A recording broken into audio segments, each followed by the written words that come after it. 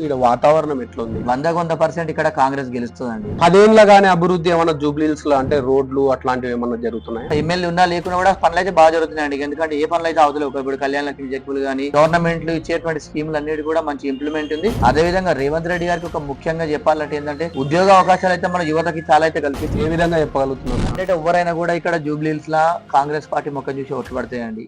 నమస్తే.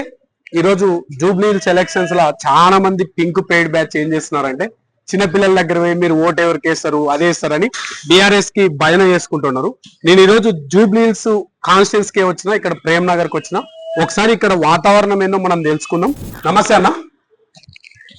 అన్న మీ పేరేం పేరు? నా పేరు మైపాల్. ఏం లేదన్న, జూబ్లీహిల్స్ ఎలక్షన్స్ ఉన్నాయి కదా, నేను జూబ్లీహిల్స్ ఎలక్షన్స్ ఎట్లా ఉన్నాయి ఏందని తెలుసుకోనికి వచ్చిన. ఇప్పుడు ఇక్కడ 10 ఏళ్ళు మనకి బీఆర్ఎస్ పార్టీ తెలంగాణ రాష్ట్రంలో అధికారంలో ఉంది. జూబ్లీహిల్స్ లో కూడా బీఆర్ఎస్ పార్టీ ఎమ్మెల్యేనే ఉన్నాడు. ఈ 10 ఏళ్ళ అభివృద్ధి ఏం జరిగింది, లేకపోతే కాంగ్రెస్ పార్టీ 18 నెలలు అయింది అధికారం లేకొచ్చి, 18 నెలల్లో ఏం అభివృద్ధి జరిగింది, ఇప్పుడు ఎలక్షన్స్ ఎట్లా ఉంటాయి, ఏ పార్టీ అయితే గెలుస్తుంది అనే దాని గురించి కొంచెం చెప్పాను. ఏమన్నా గోపీనాథ్ గారు చనిపోయిన తర్వాత ఇక్కడ బై ఎలక్షన్ వచ్చింది. మనం గతంలో వేసుకుంటే 2023 ఎలక్షన్ లో మనకి ఇక్కడ జూబ్లీహిల్స్ ఎమ్మెల్యే ఓడిపోయింది కాంగ్రెస్ పార్టీ. ఓడిపోయినప్పటికి కూడా ఇలా జూబ్లీహిల్స్ కాంగ్రెస్ పార్టీకి ఇచ్చేటువంటి సంక్షేమ పథకాలు అన్ని కూడా ప్రజలకు అందుతున్నాయండి.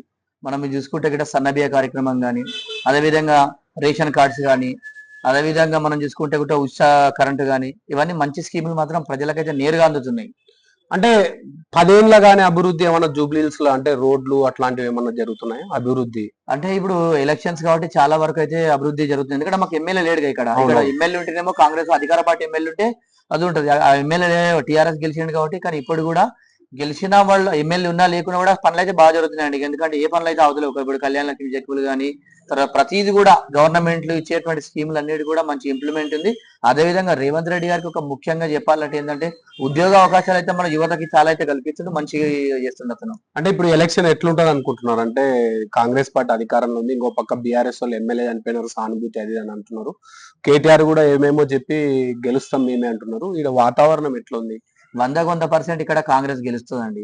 ఏ విధంగా చెప్పగలుగుతున్నారు? ఎందుకంటే గవర్నమెంట్ తీసే సంక్షేమ పథకాలు చాలా బాగున్నాయి. ఎందుకంటే ఇలా ఒక సన్నబియ్య కార్యక్రమం అనేది చాలా గొప్ప విషయం అండి.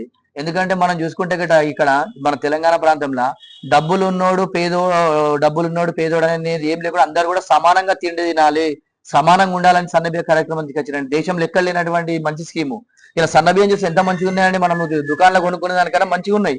అంత మంచిగా ఉంది కాబట్టి కంపల్సరీ అది కానీ ప్రతిదీ కూడా బాగుంది కాబట్టి. క్యాండిడేట్ ఎవరు అనుకుంటున్నారు ఇక్కడ? క్యాండిడేట్ ఎవరైనా కూడా ఇక్కడ జూబ్లీహిల్స్ లా కాంగ్రెస్ పార్టీ మొక్క చూసి ఓట్లు పడతాయండి. ఎందుకంటే పార్టీ ఎవరిని నిర్ణయిస్తో తెలియదు. ఓకే ఫ్రెండ్స్, చూస్తున్నారు కదా, గత కొన్ని రోజుల నుంచి బీఆర్ఎస్ వాళ్ళు చిన్నపిల్లల్ని పెట్టుకొని లేకపోతే ఏదేదో పెట్టుకొని బీఆర్ఎస్ కి వాళ్ళు పేడ్ బ్యాచ్లు మొత్తం వీడియోలు చేస్తున్నారు.